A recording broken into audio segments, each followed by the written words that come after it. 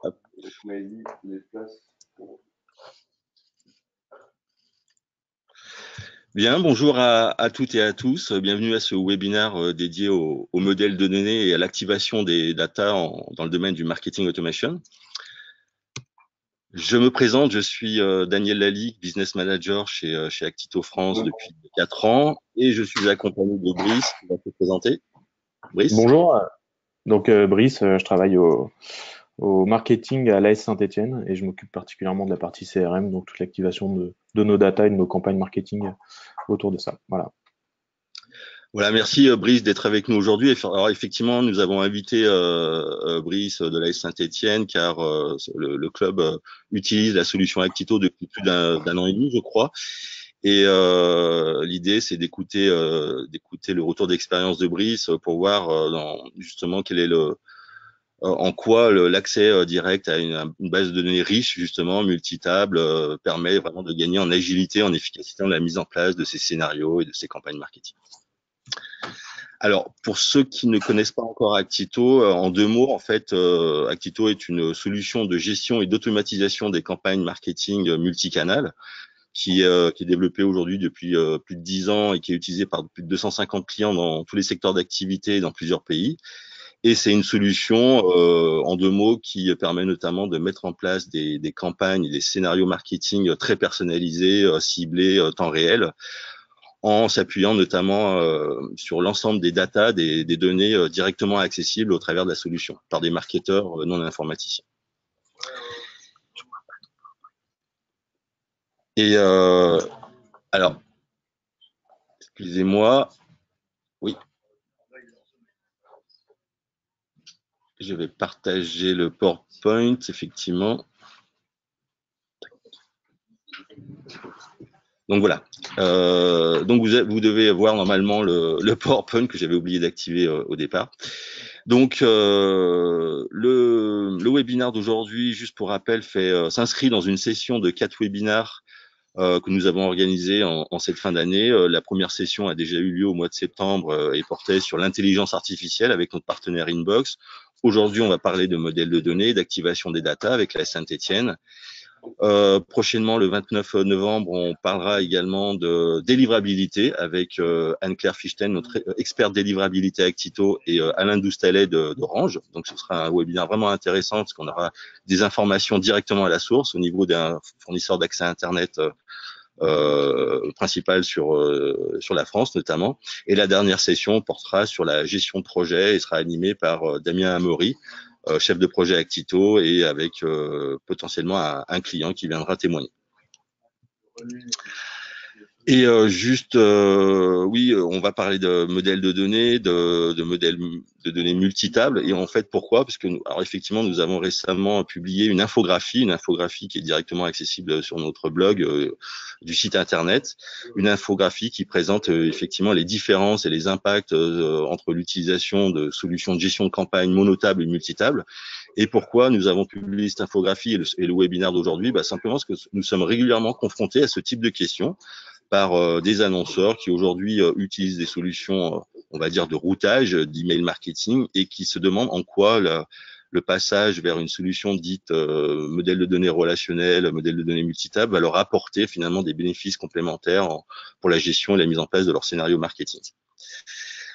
Donc l'idée aujourd'hui, c'est vraiment de parler des conditions à réunir pour justement gagner en efficacité au niveau de la mise en place de ces campagnes. Donc l'agenda, c'est on vous propose de faire un petit rappel des principaux objectifs du marketing automation et du rôle de la data justement dans le domaine de l'activation des parcours clients. Ensuite, voir justement les principales différences entre une solution dite monotable et une solution multitable. Écouter le retour d'expérience de la Saint-Etienne, de Brice, et puis finir par quelques mots de conseils, quelques conseils pragmatiques, rapides, quand on se lance dans le déploiement d'une solution, enfin d'un projet de marketing automation. Alors, le marketing automation, qu'est-ce que c'est? Donc, pour rappel, très simplement, le marketing automation regroupe finalement des outils, des méthodes et des équipes qui vont permettre de mettre en place des dispositifs afin vraiment d'exploiter toutes les occasions de contact, tous les moments de vie, toutes les interactions digitales, CRM que l'on va avoir avec ses clients et que l'on va capter tout au long du parcours d'achat pour vraiment interagir avec ses consommateurs, ses clients, avec le meilleur message, le message personnalisé, sur le bon canal, avec le bon timing et au bon moment. D'accord ?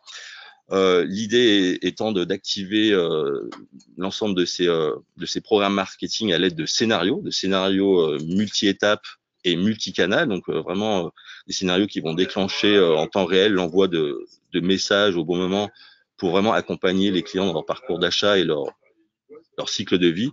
L'idée au final est de passer d'un marketing de masse, où j'envoie le même message à tout le monde, à un marketing individualisé, temps réel, pour créer un dialogue personnalisé, durable, valoriser le capital client, surtout engager les clients, augmenter les taux de fidélisation, créer du lien et surtout de la confiance, notamment vis-à-vis du RGPD aujourd'hui, où finalement il faut absolument essayer d'entretenir et de conserver les données de ses clients, donc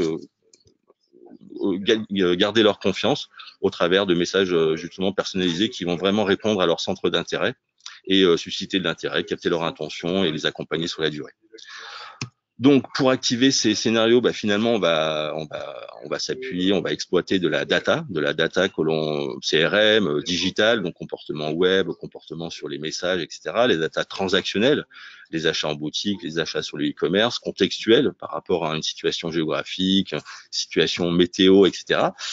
Toute cette data, on va pouvoir la capter normalement au travers de différents points de contact, le réseau de vente, le site e-commerce, les call centers qui rentrent en relation avec les clients, les responsables produits, etc. Toute cette data doit être en amont, dans un premier temps, être réconciliée, rapprochée, dédupliquée, normalisée au travers de dispositifs type référentiel client unique, type DMP, on entend beaucoup parler, type CDP, le nouveau terme, et au travers de solutions dites de data quality, l'idée étant vraiment de rapprocher, de réconcilier ces datas. Une fois que ces datas sont réconciliées, doivent être restituées à la base de données qui est embarquée dans la solution de marketing automation pour pouvoir être ensuite activée et exploitée facilement par le marketeur pour cibler, pour segmenter, pour scénariser et pour créer des messages personnalisés. Donc voilà, vraiment la data est vraiment la dimension essentielle du marketing automation et c'est ce qui va permettre de construire ces programmes marketing basés sur la connaissance client. Et donc, aujourd'hui, pour gagner en agilité, être efficace dans ces campagnes marketing, on va dire que pour être un marketeur agile, finalement, il y a plusieurs facteurs clés de succès. Un, bien sûr, la qualité des données qui doit absolument être orientée client avec une vision 360 des données clients. Donc, savoir autour d'un client tout ce qui s'est passé au niveau des différents points de contact impliqués dans la relation client.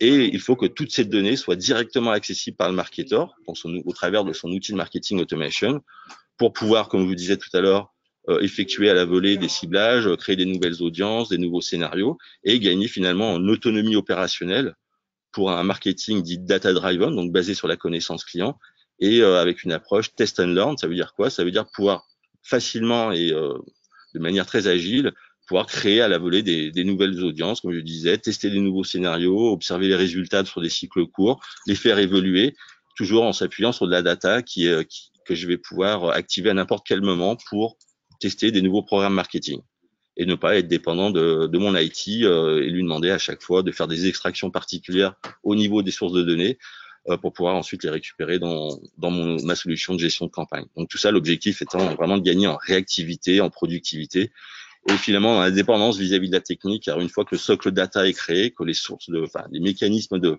synchronisation entre ma solution de marketing automation et les sources de données sont mis en place, le marketeur doit avoir la liberté d'activer, d'exploiter, de manipuler ces datas en toute autonomie. Donc finalement, on va voir que la structure de données vraiment dans ma solution est vraiment déterminante dans cette capacité à manipuler la data et dans le degré d'autonomie du marketeur quant à la mise en place de ces scénarios.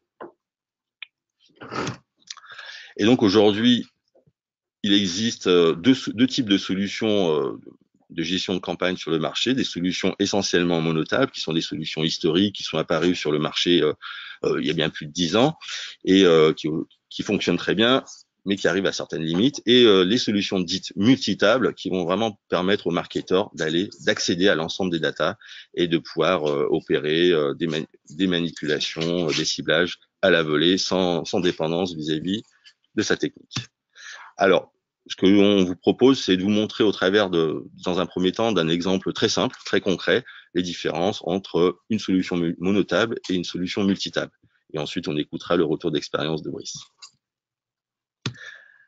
Alors, tout d'abord, je commence avec les solutions dites multitables. Une solution multitable, c'est quoi en fait? C'est une base de données qui est basée sur un modèle de données relationnel, dit en étoile, riche, où on va avoir au centre le profil ou l'individu. Finalement, ça va être la table principale dans laquelle je vais retrouver toutes les informations sociodémographiques, déclaratives au niveau d'un profil. Et ensuite, autour de ce profil, je vais avoir un certain nombre de tables satellites qui vont me permettre de gérer davantage d'informations et un historique. Par exemple, je vais avoir l'historique des interactions métiers entre le client et la marque, à savoir, par exemple, les achats, les paniers abandonnés, les réclamations au niveau du centre d'appel, les visites en magasin, les visites sur le site web. Donc, je vais vraiment avoir un historique très complet, date par date, de toutes les interactions avec l'individu. Et ces données vont pouvoir ensuite relier à ce qu'on appelle des référentiels métiers, à savoir le catalogue des produits proposés par la marque, le réseau de distribution, les magasins, etc. Et toutes ces informations-là vont pouvoir être reliées aux interactions et aux profils. Et ensuite, il y a ce qu'on appelle les données liées. Ce sont des données qui ne sont pas forcément liées à des interactions d'un point de vue temporel, mais qui sont des informations complémentaires du profil qu'on va pouvoir gérer sous forme de liste avec une relation 1N. Par exemple, les enfants, les contrats. Donc, un profil peut avoir plusieurs enfants, bien entendu. Un profil peut avoir plusieurs contrats dans le domaine de l'assurance ou de la banque. Donc, je vais avoir vraiment un modèle de données riche que je vais pouvoir exploiter directement au travers de la solution pour être activé dans mes ciblages. On pourrait apparenter finalement ces tables, j'ai utilisé la notion de table, à des fichiers Excel, et on aurait par exemple un fichier Excel par table. Imaginons qu'en haut à droite, ici, dans le slide, vous voyez la table des individus, avec le nom de la société auquel appartient le profil, son nom, son prénom, son adresse géographique, sa date de naissance, son adresse email, son numéro de téléphone. Et j'aurais une autre table, par exemple, de données liées, qui serait les enfants, où je pourrais avoir pour chaque individu dans ma table profil la liste des enfants associés à l'individu. Là, je vois que pour madame Béatrice Martin, donc ID client égale 67, j'ai plusieurs enfants, donc l'enfant Jordan et l'enfant Chiara. Je pourrais en avoir un N. Donc, ça me permet de créer une relation entre une ligne de la table profil et des lignes de la table enfant de manière illimitée. Et ensuite, visuellement, comment pourrait-on concrètement visualiser cette donnée dans un outil CRM? Eh bien, j'aurais la table principale qui serait visible au travers d'un écran où je verrais toutes les données sociodémographiques, déclaratives, nom, prénom, date de naissance, etc. Ensuite, je pourrais accéder à un onglet, par exemple, interaction, où j'aurais vraiment une relation 1N entre le profil et ses interactions, et dans l'onglet interaction, avec l'historique de toutes les interactions métiers et marketing qu'il y a pu y avoir avec cette personne, l'historique des visites web, des recommandations, des participations à des questionnaires, des achats, des paniers abandonnés, des campagnes email envoyées, des campagnes SMS, etc. Et les données liées, par exemple, ici, j'ai tous les enfants ou tous les contrats associés à un individu. Rentrons maintenant dans la data, dans une solution dite monotable. Finalement, dans une solution monotable, je vais reprendre l'exemple du fichier Excel.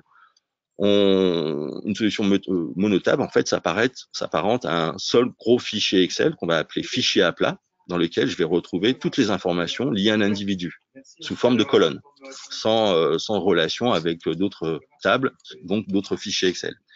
Et en général, dans ce fichier Excel, on le voit ici, je vais avoir l'ID du client, la société, nom, prénom, email, comme tout à l'heure, mais les données transactionnelles, les données d'interaction, par exemple visite web, dernier produit acheté, etc., apparaissent directement en colonne. Donc, je vais avoir la date de dernier achat, le dernier produit acheté, le montant du dernier achat, la date de dernière visite, etc. Et donc, en général, dans un modèle de données monotable, je me contente de remonter uniquement à la dernière interaction liée à un individu, ou à la rigueur les 2 dernières, les 3 dernières, mais je dois prédéfinir à l'avance le nombre de colonnes dans mon fichier Excel, dans ma table, que le nombre de colonnes que je dois paramétrer et qui vont être disponibles pour recueillir de la donnée transactionnelle ou de la donnée d'interaction digitale. Et ensuite, pour tout ce qui est données liées, c'est-à-dire par exemple, je prenais l'exemple des enfants ou des contrats tout à l'heure, je dois également, dans ce fichier Excel, prévoir des colonnes qui vont me permettre de rapatrier des informations liées à ces données liées, les enfants et les contrats. Et dans l'exemple de l'enfant, je vais devoir créer un fichier Excel, des colonnes complémentaires où je vais avoir le prénom de l'enfant 1, date de naissance de l'enfant 1, prénom de l'enfant 2, date de naissance de l'enfant 2. Et à nouveau, je dois prédéterminer le nombre de colonnes dans ma table principale, dans ma table client, et je serai limité finalement à ces colonnes pour rapatrier des informations. Et là, en l'occurrence, 3 enfants, donc je ne pourrais pas aller au-delà dans le rapatriement des informations que je pourrais collecter sur mon site web ou au travers de mon call center, par exemple. Et donc, si on devait avoir une visualisation écran de cette table monotable, de ce modèle de données monotable, on aurait un seul écran où j'aurais effectivement l'ensemble des données déclaratives, prénom, nom, etc. Les données sur les enfants, là, les enfants, enfant 1, enfant 2, et le dernier panier abandonné, le dernier achat. Mais voilà, je suis sur une seule table, un seul gros fichier Excel, un seul gros fichier à plat. Et dernière différence d'un point de vue technique au niveau synchronisation, effectivement, lorsqu'on est sur un modèle de données monotable, eh bien, je dois opérer des transformations pour récupérer les données à la source et les injecter dans ma solution dite monotable, car en général, effectivement, sur mon back-office web, mon système d'encaissement, mon ERP, les données sont en général gérées sous forme relationnelle, en étoile. Elles sont déjà sous des formats riches, et pour arriver sous format en colonne, je dois dénormaliser ces données, les transformer, donc ça nécessite des interventions de mon IT pour créer ces mécanismes de synchronisation. Là où dans un modèle de données monotable, finalement, le format des données dans mon outil de marketing automation va être très proche du modèle de données en étoile déjà disponible dans mon système d'information. Donc, je vais avoir moins de transformations à réaliser afin de synchroniser ces données dans ma base de données marketing. Donc, ce que je vous propose à présent, c'est de voir l'impact et de voir ces différences au travers de la construction d'un scénario simple. Un scénario anniversaire enfant, qui est construit ici à titre d'illustration avec l'outil de scénario d'Actito. Et ce scénario comporte différents composants. Le premier composant, c'est l'événement déclencheur. Donc là, le scénario va démarrer à partir d'un ciblage quotidien, un ciblage qui va me permettre de rapatrier tous les matins, par exemple, l'ensemble des profils dans ma base de données, l'ensemble des individus qui ont un enfant dont la date d'anniversaire est dans 15 jours. L'idée étant d'envoyer un message pour inviter les parents à venir se procurer, acheter les cadeaux en prévision de cet anniversaire. Ensuite, deuxième composant de cet outil, de ce scénario, je vais aller voir pour chaque jour, donc par rapport à ce ciblage, si l'individu se retrouve dans un segment qui est le segment intérêt pour vélo. Et par rapport à ça, je vais ensuite envoyer un message différencié. Si la personne éligible à ce ciblage, à ce scénario, se retrouve dans ce segment, elle va recevoir une recommandation, un message avec des recommandations des produits mis en avant autour de l'univers du vélo. Et pour les autres, j'aurai simplement un email de rappel d'anniversaire et de promotion. Alors, voyons comment on va construire en fait ces différents composants selon si on est dans une solution monotable ou multitable. Dans une solution monotable, je vais donc, pour le premier composant, créer ce ciblage. Et pour créer ce ciblage, je vais finalement devoir aller chercher, fixer comme critère de ciblage, aller chercher l'ensemble des champs qui avaient été prévus dans mon gros fichier à plat, dans mes colonnes, aller chercher tous les attributs, toutes les colonnes qui avaient été paramétrés pour rapatrier de la donnée sur un enfant. Donc, date de naissance enfant 1, date de naissance enfant 2 et date de naissance enfant 3. Et à chaque fois, je vais aller vérifier si cette date de naissance est dans 14 jours.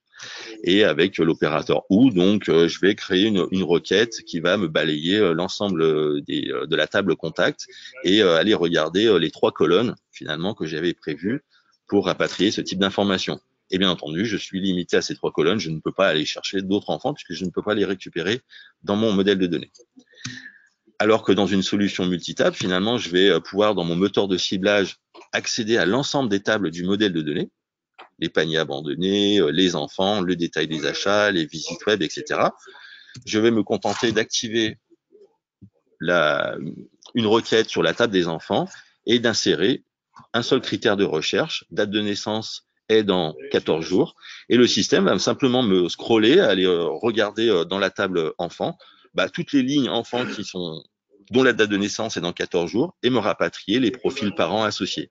Donc je ne fixe qu'un critère et la requête se fait sur l'ensemble des lignes enfants, donc de manière illimitée en termes de relation 1N, ce qui va me permettre de récupérer sur un seul critère tous les profils éligibles à ce scénario.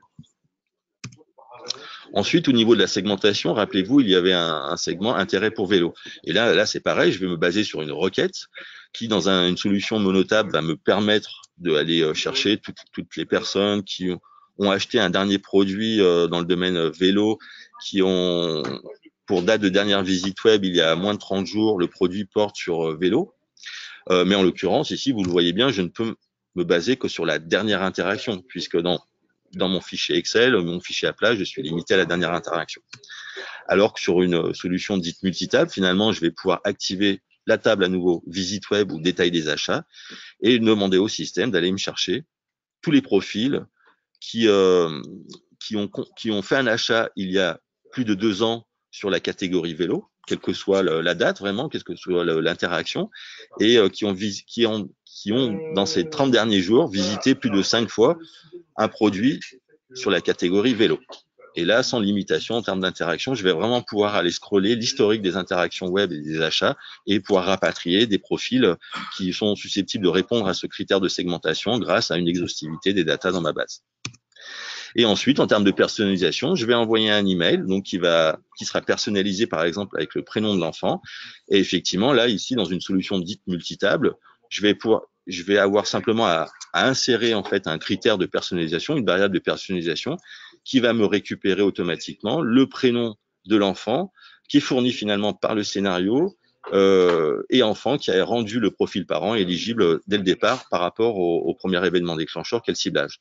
Alors que dans une solution dite monotable, je dois aller créer un script au niveau de mon HTML qui va me rejouer le ciblage qu'on avait vu tout à l'heure pour aller chercher le prénom de l'enfant qui a rendu le parent éligible. Ce qui est beaucoup plus complexe et beaucoup plus lourd en termes de mise en place et beaucoup plus gourmand en termes de ressources techniques.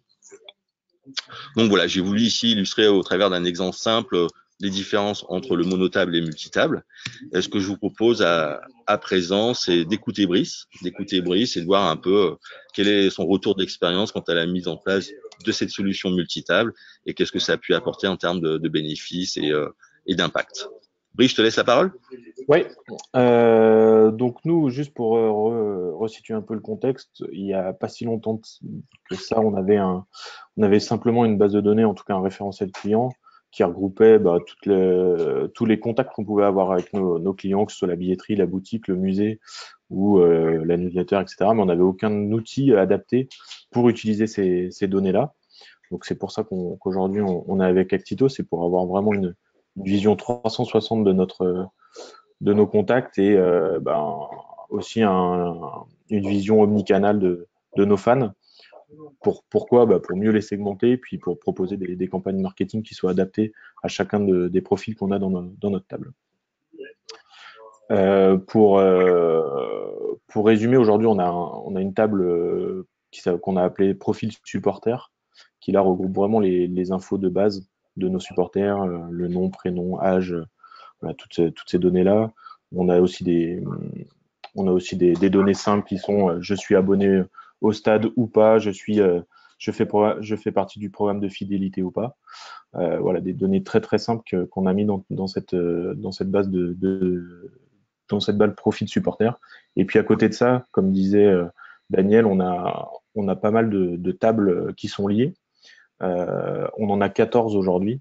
On a notamment, on parlait de l'historique, mais c'est très important chez nous parce que on a besoin d'avoir un historique sur tous les achats de nos supporters, qu'ils soient à la boutique, à la billetterie, au musée et tous nos centres de profit.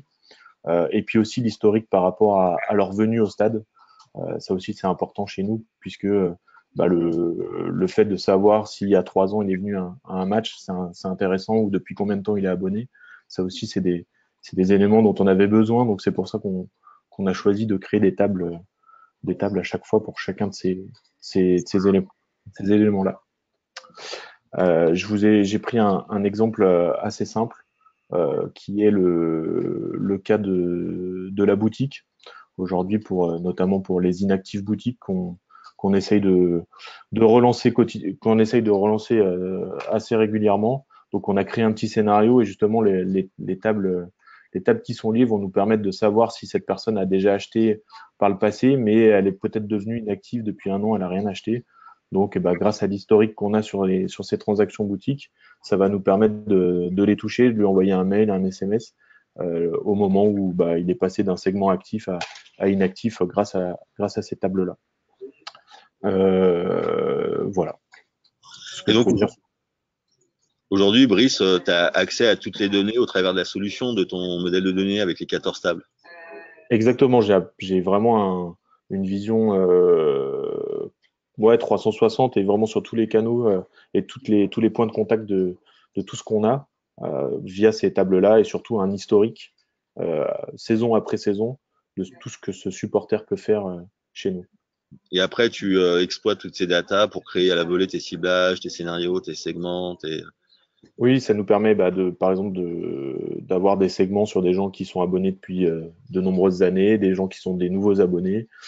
Ça peut nous permettre aussi, comme je disais, sur la partie boutique, d'avoir un historique sur tout ce qu'il a acheté, donc de savoir pareil que l'exemple d'un intérêt vélo, hein, quelqu'un qui a acheté un maillot du club il y a 2 ans, ça va nous permettre de le relancer et de lui proposer ce genre de produit aujourd'hui.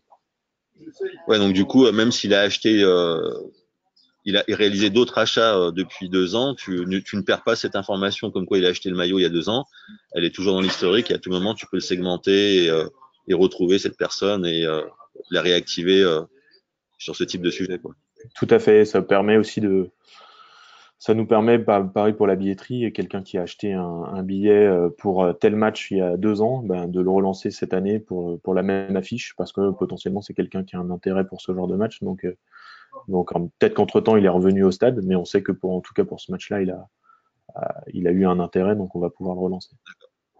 Donc on n'est pas bloqué par au niveau de l'historique, du niveau d'historique, au niveau des transactions, des interactions, et on peut vraiment aller chercher les individus qui auraient, par exemple, acheté tel sujet, tel produit, parce que Oui, il y a une mise en avant de la Saint-Étienne sur un sujet donné à un instant T. exactement. Si on prend juste l'exemple de la billetterie, on a au minimum 19 matchs dans l'année. C'était inconcevable de créer 19 champs dans la table profil pour pouvoir à chaque fois dire s'il est venu ou pas venu à ce match-là. Donc, et puis après, pour les années, les saisons passent, et nous, ce qui nous intéresse, c'est vraiment d'avoir un historique de cette personne-là pour savoir si elle vient au stade ou pas, si elle est déjà venue et qu'elle vient plus. Voilà, on peut avoir aussi ce genre de choses. On peut savoir, elle est peut-être venue il y a 3, 4 ans, 5 ans, et aujourd'hui elle vient plus. On va essayer de chercher pourquoi elle vient plus. Et ça va nous permettre de monter des petits scénarios et des campagnes marketing pour justement relancer ces personnes-là. Ok. Et tout à l'heure, je parlais on gagne en agilité et puis on gagne un peu en indépendance vis-à-vis de la technique. Alors de mémoire, je crois que toutes les données chez vous sont déjà dans un premier temps unifiées, réconciliées dans votre référentiel, Tout d'accord? à fait. Ce référentiel qui va alimenter le modèle de données d'Actito.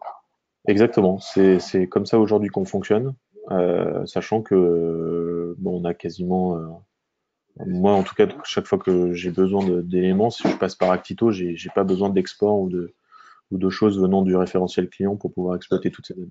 Donc, finalement, voilà, tout est accessible depuis l'outil et tu n'as plus à solliciter, tu as moins à solliciter l'IT pour faire des extractions que tu ne saurais pas faire dans ta solution de gestion de campagne. Exactement. Sachant que le référentiel client, aujourd'hui, il est très basique chez nous, hein. C'est vraiment une base de données qu'on peut difficilement exploiter. On a des infos de base, mais c'est pour ça que via Actito, ça nous permet d'avoir accès vraiment à l'ensemble des données, quel que soit le point de contact ou la transaction que la personne a faite. Ok, super. Merci beaucoup, Brice.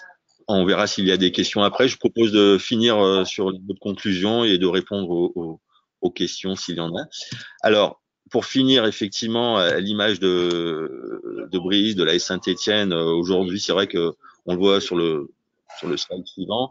euh, Plus de 90% des utilisateurs de la solution Actito sont finalement des acteurs, des annonceurs, des marques qui étaient sur des solutions de routage email qui embarquaient des bases monotables et qui effectivement sont passés sur Actito pour le côté data driven, pour cette capacité à manipuler la data directement au travers de la solution et d'exploiter cette data pour mettre en place des campagnes. Et pour le côté customer centric, bien entendu, mettre en place des programmes centrés sur le client avec des scénarios d'envoi temps réel en lien avec les actions du consommateur. Donc voilà, c'est vraiment la tendance du moment. Donc de plus en plus d'annonceurs sont intéressés par ce type d'approche pour gagner en agilité, en efficacité. On a récemment publié aussi un témoignage de notre client Copytop qui a embarqué sur Actito il y a quelques mois et qui effectivement expliquait qu'il était impensable de retravailler avec une solution dite notable, car dans leur plan de contact, ils avaient vraiment la volonté, à l'image de Brice, d'exploiter, d'activer des données riches, des données d'interaction, d'historique au travers des achats, des commandes, des comportements sur les emails, etc. Donc il leur fallait absolument une base de données unifiable, relationnelle, leur permettant de créer un data mart adapté à leurs besoins métiers, à leur data business et de pouvoir les activer. Et voilà, donc ça confirme, et d'autres témoignages le confirment la pertinence finalement de passer sur un modèle multitable. Et on voulait en parler aujourd'hui parce qu'on est parfois confronté à ce type de questions et on voulait aider nos interlocuteurs à essayer de mieux comprendre quels sont les bénéfices associés. Je voulais finir juste par quelques conseils pragmatiques que l'on aime bien donner lorsqu'on démarre une réflexion, un projet de marketing automation avec nos clients. On l'a vu tout à l'heure, en amont de la solution de marketing automation, la data peut venir de plusieurs sources de données avec des formats très hétérogènes parfois par rapport au call center, au site web, etc. Et ces données doivent être en amont unifiées, réconciliées, dédupliquées, normalisées, etc. Ça peut parfois être des projets qui sont coûteux et longs.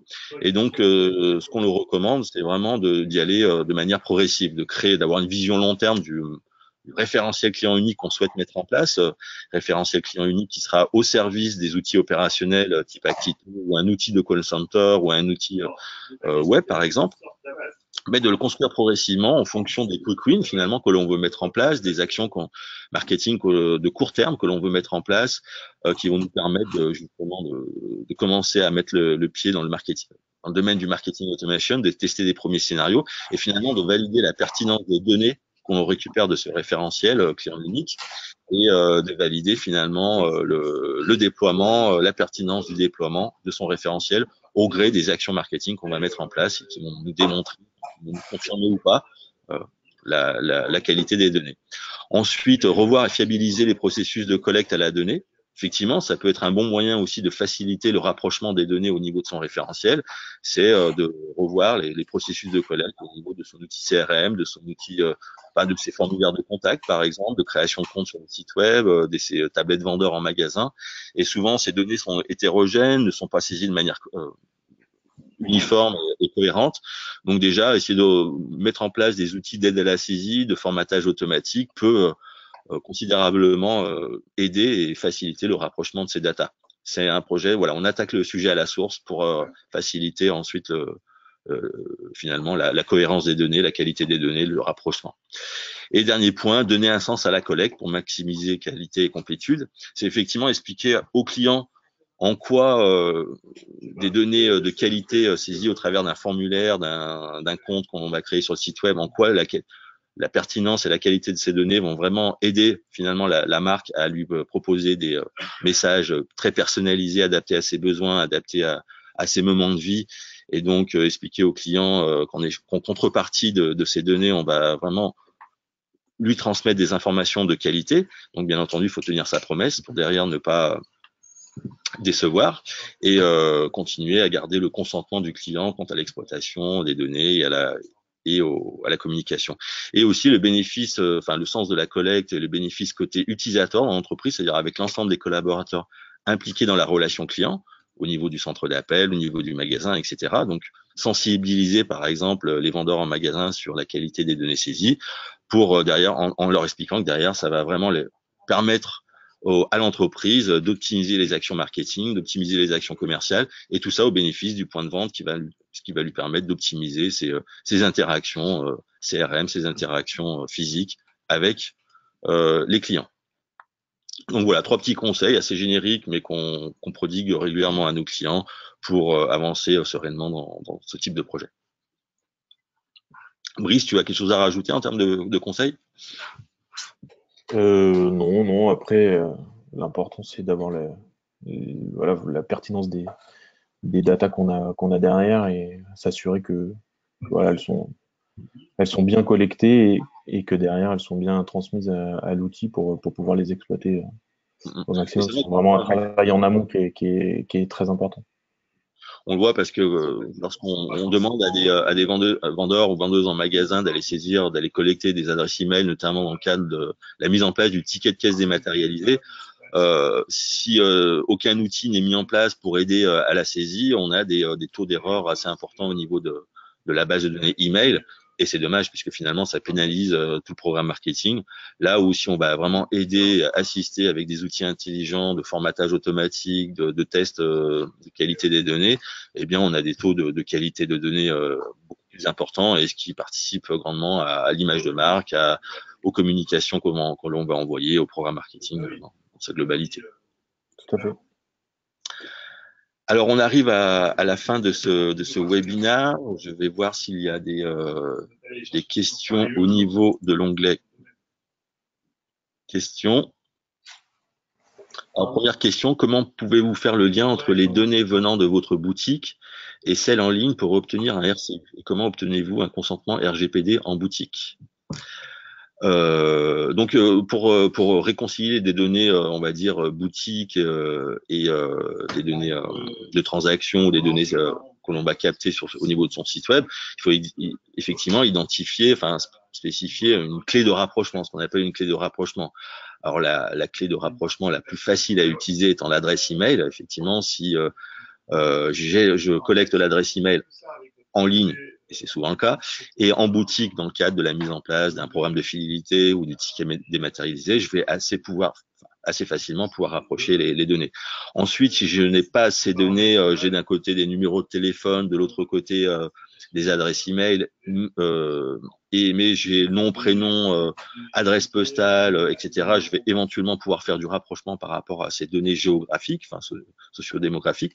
Et dans ce cas-là, il faut passer par des outils dits de DQM, de Data Quality Management, ou des prestataires qui vont pouvoir effectuer ces rapprochements, identifier les doublons potentiels, les rapprocher afin de créer un client unique, un profil unique dans la base et raccrocher toutes les interactions digitales et boutiques autour du même coup.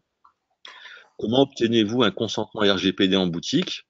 Donc il y a plusieurs moyens d'obtenir un consentement. Il faut effectivement, dans le cadre d'un programme de fidélité, demander que la personne vous spécifie son opt-in, son consentement à recevoir des communications autour de sa transaction, autour de l'univers de la marque. Et aujourd'hui, effectivement, au travers de ces programmes de feed, de ces bornes, il y a une interaction avec la responsable de magasin. Il faut absolument obtenir le consentement pour recevoir, pour être conforme au RGPD. Ensuite, il y a un autre moyen, effectivement, dans le cadre d'un ticket dématérialisé, je n'ai pas besoin du consentement afin d'envoyer le ticket dématérialisé qui est finalement un message transactionnel, un message de service lié à l'achat initial. Et dans cet email d'envoi du ticket dématérialisé, je peux proposer à la personne de cocher son consentement afin de recevoir les invitations et les messages de la marque. Ouais, on les a vus. On les a vus au salon. D'ailleurs, Brice, au niveau des consentements sur la Saint-Étienne, vous avez mis en place des choses Un peu cette logique. Nous, on passe beaucoup par notre programme de fidélité. pour récupérer de l'info en boutique. Mais c'est vrai qu'aujourd'hui, on a une vraie problématique sur les gens qui viennent acheter dans nos boutiques ou au guichet du stade et qui déclinent pas leur identité. Donc on est vraiment sur cette problématique-là pour essayer de récolter, et de savoir, de connaître un peu mieux ces gens-là. Et après, pour le consentement, effectivement, on va plutôt utiliser la transaction pour derrière lui proposer de recevoir des informations ou on va lui soumettre un petit formulaire de satisfaction après son achat en boutique. Et ça nous permet derrière pareil, de lui soumettre le consentement. Le meilleur moyen, c'est d'exploiter cette transaction, enfin cet événement qui est important finalement pour le client, parce qu'il vient de dépenser de l'argent dans la boutique, pour lui envoyer son ticket de caisse qu'il va pouvoir conserver en cas de problème sur son produit, et derrière de rebondir tout de suite avec ce message, au travers de ce message, pour créer un premier lien. En cas de satisfaction, c'est une super idée. Une petite enquête, un petit quiz, etc.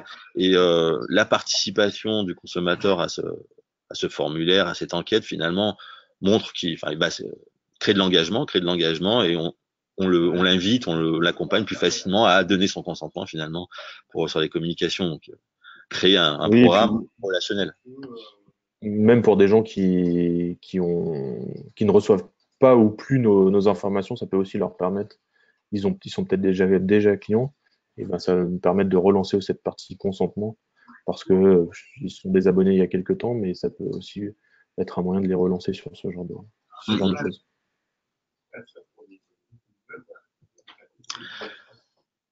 Alors, j'ai une deuxième question. Avec quel prestataire l'AS Saint-Étienne a-t-il construit son référentiel client? Bon, là, Brice, tu réponds si tu veux, hein, c'est peut-être confidentiel, mais tu vois. Non, c'est pas confidentiel. On travaille avec une petite agence de la région, agence web, qui a commencé de construire notre programme de fidélité il y a quelques années maintenant, il y a 3-4 ans, et on en avait profité justement pour construire ce référentiel. C'était c'était le départ en fait de cette base de données, c'était ce programme de fidélité. Donc derrière, il s'est développé, on a attaché tous nos centres de profit, mais voilà, c'est une agence de communication, une agence web plutôt, qui a géré ce référentiel client. Et c'est une agence locale, c'est ça, qui est située. Oui, du Puy-en-Velay même. D'accord. Je regarde s'il y a d'autres questions. Non. Bon, on va s'arrêter là puisqu'on a largement dépassé la demi-heure qui était normalement prévue pour ce webinaire. Écoutez, merci à toutes et à tous d'avoir assisté à ce webinaire. Je vous mets les coordonnées Actito à l'écran si vous souhaitez rentrer en relation avec nous, nous poser des questions, une démonstration de la solution, quoi que ce soit. Brice, un grand merci pour ta participation et pour la confiance que tu nous témoignes depuis plus d'un an, pour ta participation aujourd'hui, et on va continuer à faire des belles choses ensemble. Donc il y a des projets, il y a des évolutions qui sont prévues là. J'ai vu avec le chef de projet Actito. On reviendra vers toi. Et merci à tous. Et voilà, n'hésitez pas à nous contacter pour de plus amples informations. Bonne journée. Et inscrivez-vous au prochain webinaire. Merci Brice. Bonne journée. Au revoir.